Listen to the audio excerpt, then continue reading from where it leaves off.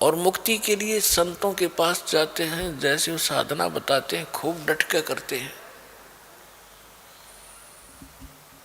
और फिर जब मृत्यु के आसार नजर आते हैं तब ये सोचे भगवान और उम्र चाहिए।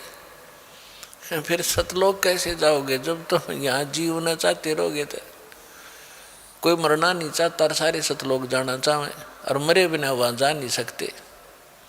तो ये बात आपने विचारनी पड़ेगी। अब हम मरेंगे नहीं, मृत्यु नहीं होगी, ये देखना। इस ज्ञान की, इस भक्ति और भगवान की आप लीला देखना। आप लास्ट में ये ज्ञान, ये भक्ति ऐसी समा जाएगी आपके नस नस में।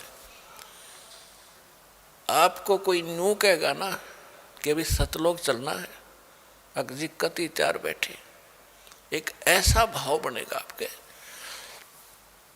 और ऐसे नहीं जाओगे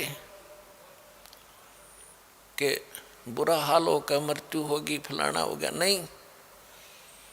आपको परमात्मा दास के रूप में आएंगे और ऐसा महसूस हो गया कि गुरुजी आगे, गुरुजी आगे, और बहुत बड़ा जहाज ले रखा है। आप भागकर चरणों में, जैसे रिहर्सल आप यहाँ कर रहे हो दर्शनार्थ, गुरुजी कहाँ से आगे, सारे उमड़ कर भाग लेते हो, देखें देखें वो खड़े, और कोशिश करें कि चरणों की धूल मिले, तो ऐसा होगा फिर। और आप फिर गुरुजी आगे फिर बैठेंगे जहाज में। जिनको ले जाना चाहते हैं परमात्मा, फटाफट इस पता नहीं चलेगा शरीर छोड़ दिया हमने, और ऐसे निकल कर भागेंगे जैसे रजाई छोड़ कर भाग लिया करें। गुरुजी आगे छोड़ रजाई भाग, दर्शन करेंगे, तो शरीर को ऐसे छोड़कर भाग लेंगे और उस जहाज में बैठ जाएंगे। भगत आपस में कह रहे होंगे कहाँ चल रहे हैं? जहाँ गुरुजी जाएंगे सत्संग करेंगे, आगे चल के फिर सतलोक में जाकर सत्संग करेंगे, वहाँ छोड़ देंगे। वहाँ जाने के बाद भी आपको महसूस नहीं होगा कि हम मर गए और कोई हमारा पीछे भी था, क्योंकि हम सत्संग मारे हैं, पीछे कौन ध्यान दे, यहाँ की बातों में लीन है आप।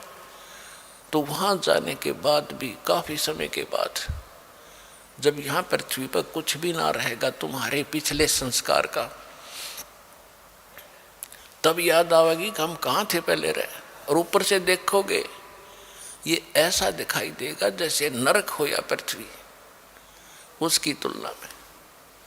तो ऐसे आपका यहाँ से जाना होगा। कबीर साहब कहते हैं, आए हैं सो जाएंगे ये राजा रंक फकीरे, एक विमान में चढ़ के जावे, एक बांधे जात जंजीरे।